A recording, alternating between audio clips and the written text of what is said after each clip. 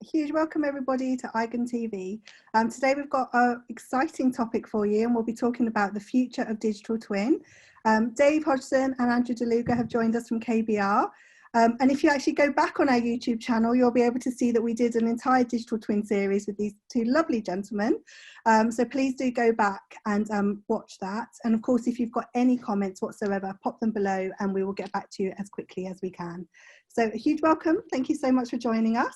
Right, that raises now a really important or interesting topic that's going to come up in the future. And that's both information efficacy and trustworthiness. So how sure are we that it's correct? But also information access. Because what you've just described there, Andrew, is, I guess, tagging an information with its usefulness. You could say, this is of enough quality that you can trip the plant, like on this. This is well trusted. Whereas this other one, it's like, it's probably right. but it's not trustworthy enough for this level of executive action. Correct. And I wrote a blog recently on this about the Google, for example, as a search engine. It's not actually a validated model. It's good enough. Like, and so there's some operations we're going to do where that's okay. Like, it's good enough. So what we're talking about then is almost another dimension within the data model. I guess you've got information governance level, or yes, it's a voting level, isn't it?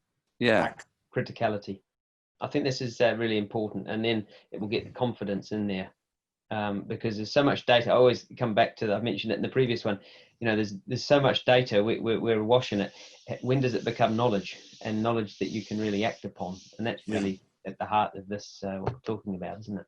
So I heard that Ordnance Survey maps, they make something like 15,000 updates a day. It's like insane. And that's because the scale of their model is so big now. So that's then that's a challenge that comes as the digital twin or the data model grows within it. You've got to keep on top of the updates. Yeah, that's an interesting analogy, because when they first produced Ordnance Survey maps, they were printed on paper. And then they went to, and this is an interesting distinction between the word electronic and the word digital. They went to printing them out on paper, but they're still very useful. You can't walk around the Lake District with an iPad and expect it to perform in bad conditions when you drop it, when it's raining. So paper is really important there. But behind all that is a digital way of reproducing Ordnance Survey maps. So they've moved from the electronic, where they produced paper and they did it in a very standard way, the way they'd always done it, and they migrated into a more digital way as they went. And they've probably only just started that journey. They probably have got much cleverer routines around the corner as to how they manage the map of Britain and the map of the rest of the world, which is a really powerful way of effectively keeping an accurate map of Britain. An accurate geospatial digital twin of Britain, might I suggest.